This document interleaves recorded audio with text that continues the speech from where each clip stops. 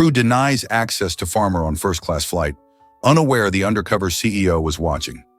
Jacob Miller stood in the bustling airport terminal near the check-in desk, gripping his worn-out duffel bag.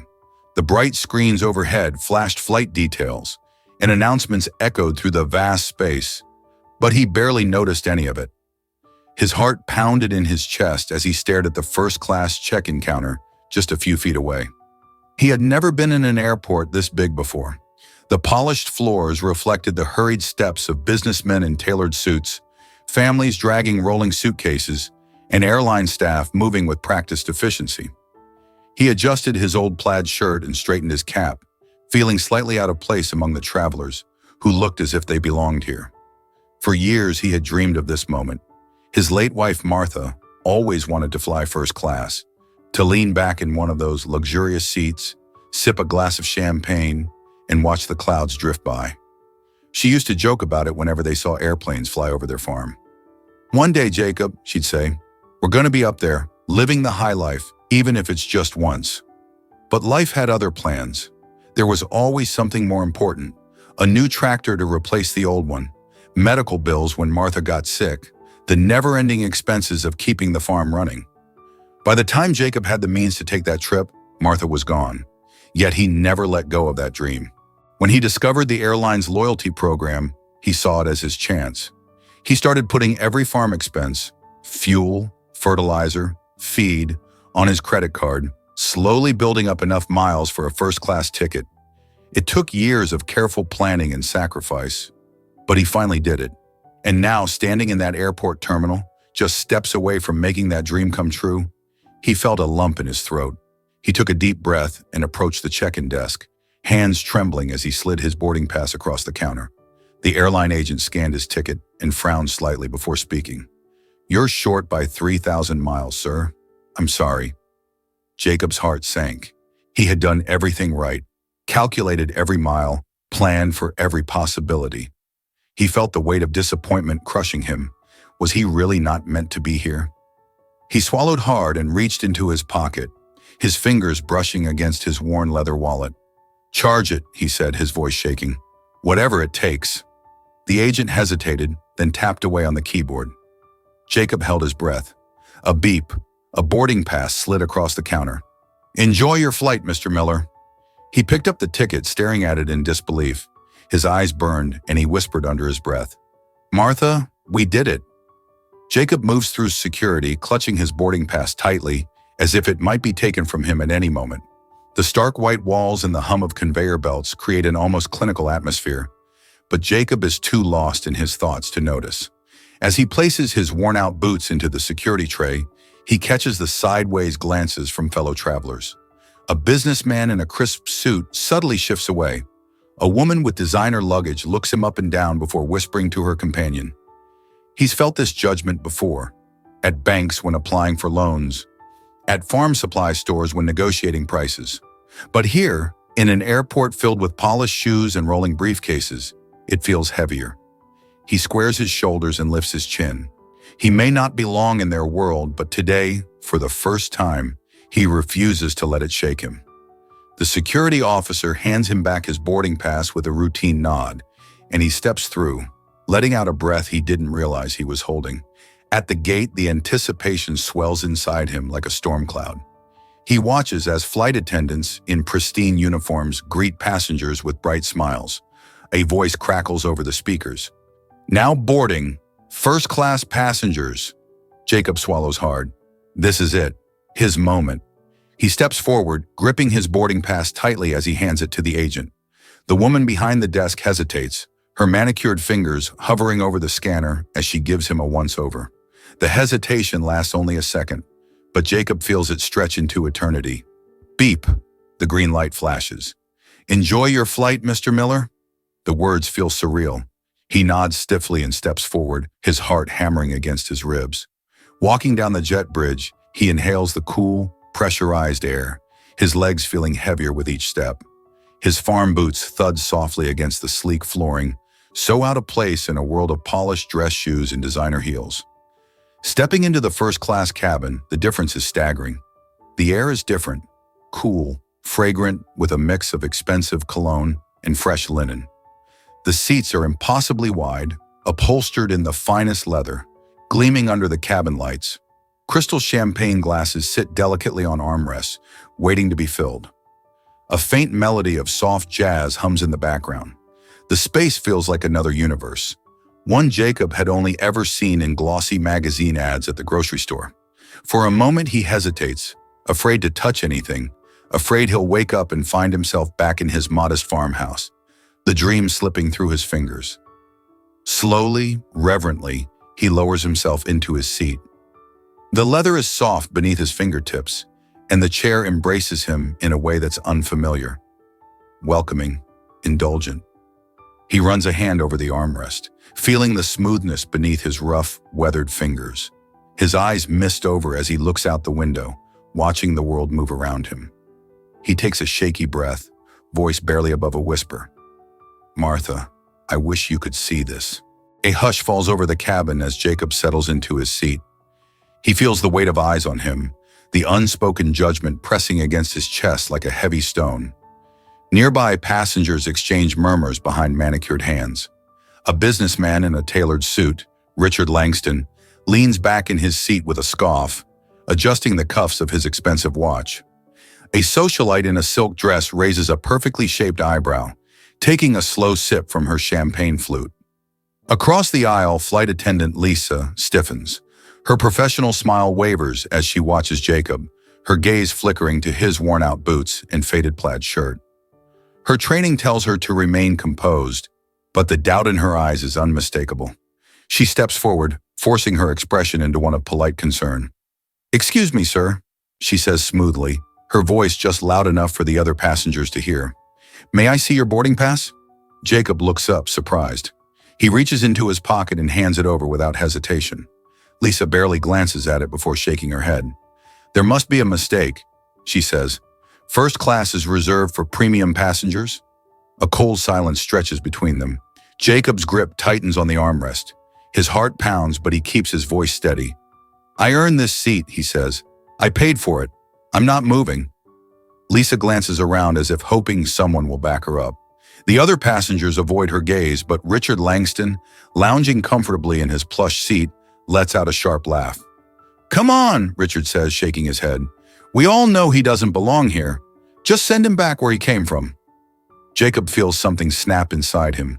Years of being underestimated, years of sacrifice, years of watching Martha dream about a moment like this. All of it boils over. His voice wavers, but his determination doesn't.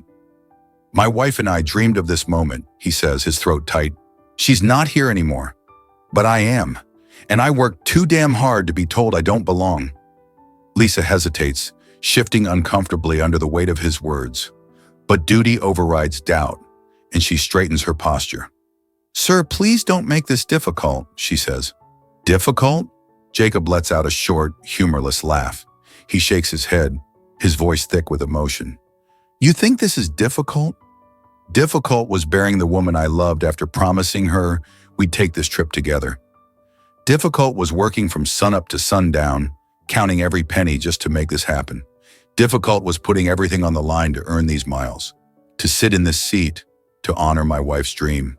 And now after all that, you're telling me I don't belong?" The cabin is silent. Even the socialite lowers her glass. But Richard only snorts. "It's not about dreams, old man. It's about status. And you?" He gestures at Jacob's boots, his rough hands, the calluses that tell a lifetime of labor. "Don't have it." Jacob grips the armrests. His knuckles turn white, but he doesn't move. Lisa hesitates before reaching for her radio. The tension in the air is suffocating. The crew has dealt with difficult passengers before, but this feels different. The old man isn't causing trouble, isn't yelling, isn't being disruptive. He just sits there, his hands gripping the armrests, his eyes filled with something that's not anger, but something deeper, something painful. A younger flight attendant, clearly nervous, steps forward with an apologetic smile. She holds out a crisp white envelope. "Sir, we'd like to offer you a travel voucher," she says carefully. "It's worth double the cost of a first-class ticket. You can use it for a future flight. We'll also upgrade your seat in economy to extra legroom." Jacob stares at the envelope. He knows what this is. A payoff. A polite way of making him disappear. Slowly he exhales, shaking his head. No, Lisa frowns. Sir, this is more than generous. We're trying to accommodate you. Accommodate me? Jacob's voice is low but firm. I don't need a voucher. I don't need extra legroom. I need the respect I earned. His fingers tighten around the seatbelt strapped across his lap. I earned this seat. I paid for it. And I'm not moving. Lisa exhales sharply, exchanging a glance with another crew member. Then she reaches for her radio. I'm calling security. Suddenly, a voice cuts through the tension. Deep, authoritative, and unshaken. Enough. All heads turn toward the back of the first-class cabin. A man stands dressed in a simple hoodie and jeans. At first glance, he looks like any other passenger. But as he steps forward, his presence commands attention. He reaches into his pocket and pulls out a sleek ID badge, holding it up for everyone to see. Michael Carter, he announces, Chief Executive Officer of Skylux Airlines. Michael Carter wasn't supposed to be on this flight. Not originally. As the CEO of Skylux Airlines, he was used to traveling in private jets, handling high-profile business meetings, and making executive decisions from a boardroom. But today, he was here for a different reason.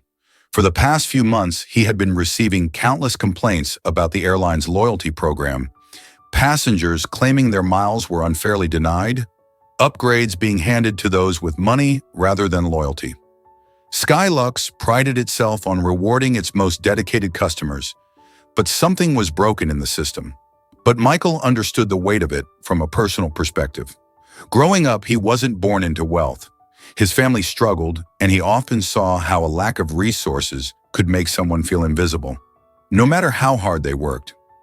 His mother had worked 3 jobs to put food on the table, while his father, an airline mechanic, was often overlooked for promotions despite his dedication. Michael learned early on the importance of being seen, of knowing that loyalty, hard work, and passion could get you places, even when you didn't have the status to back it up. So when the complaints about the loyalty program began pouring in, Michael was determined to experience it firsthand. Instead of just reading reports, he wanted to understand what was happening on the ground, where his customers lived their everyday lives. That's why he had quietly booked a regular seat on this flight, blending in with the crowd to see how his airline treated the people who had earned their miles, the ones who weren't the usual premium passengers. He knew that if his airline wanted to honor its promises, it had to start with recognizing the real people behind the loyalty points. Sitting in seat 3B, he had observed everything from the moment Jacob Miller stepped onto the plane. He had seen the crew's hesitation, the whispers among the passengers, the way Lisa's expression hardened as she questioned the old farmer's right to be here. And now as she reached for her radio to call security, he knew it was time to step in.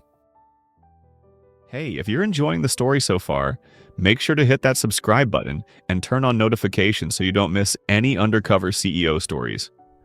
We've got plenty more coming your way right here on Undercover Files. The shift in the atmosphere is instant. Lisa's face goes pale. The murmuring passengers fall silent. Even Richard Langston sits up straighter, eyes widening in recognition. Michael's gaze locks onto Lisa's. His expression is unreadable, but his voice carries a weight that leaves no room for argument. Mr. Miller is a valued customer, he says firmly. He earned his seat. What you just did goes against everything Skylux stands for. Lisa stammers, her fingers twitching as she lowers the radio. Mr. Carter, I didn't. We were just... Michael doesn't let her finish. He steps closer, looking at the entire crew. Let me make something very clear. Our loyalty program isn't just for millionaires in tailored suits. It's for people like Jacob Miller, people who worked for every mile, who trusted our airline to honor their commitment. He turns to the stunned passengers. Skylux doesn't judge people by their clothes. We judge them by their loyalty, by their belief in us. And right now I see a man who believed in us more than we believed in him. Jacob, still in his seat, watches the scene unfold in disbelief. His hands, which had been shaking with frustration moments ago, now tremble with something else. Recognition. For years he had worked tirelessly, plowing fields under the scorching sun, battling against droughts and rising costs. He had sacrificed, saved, and planned for a future that never came. Not the way he had hoped. But now someone was standing up for him. Someone saw him. Michael takes a deep breath and looks toward Richard Langston. His gaze is sharp, unwavering. The entire cabin is silent, waiting for what happens next. And as for you, his voice is controlled but firm, carrying a weight that leaves no room for negotiation. I suggest you gather your things. You're moving to economy. Richard's mouth falls open. His face turns red. What? You can't be serious. His voice drips with entitlement. Do you even know who I am? I paid for this seat. Michael crosses his arms. And Mr. Miller earned his... He lets that sink in before continuing. You questioned whether he belonged here, so I'm giving you the chance to experience the alternative. You'll be flying economy today. Murmurs ripple through the first-class cabin. Some passengers hide amused smirks. Others pretend to look away, but are clearly enjoying the spectacle. The socialite beside Richard fidgets uncomfortably, suddenly aware of the shifting power dynamic. Richard scoffs, shaking his head. This is ridiculous. I'll have my lawyer on the phone before we even take off. Michael doesn't flinch. You're free to do that, Mr. Langston. But let me make one thing clear. I'm not denying you a flight. In fact, I'm offering you full compensation for your ticket. You'll get every dollar back. His voice hardens. But you will fly in economy today, or you will step off this plane. A stunned silence follows. Richard looks around, expecting someone, anyone, to back him up. But all he finds are indifferent stares and a few barely concealed smirks. Lisa shifts uncomfortably, avoiding Michael's gaze. Her hands grip the tablet at her side, knuckles white. Finally, she clears her throat. Sir, please collect your things. Richard sputters, looking from her to Michael, then to Jacob, who sits quietly, watching everything with tired yet knowing eyes. He sees it now. There's no way out. The weight of dozens of watching eyes presses against him.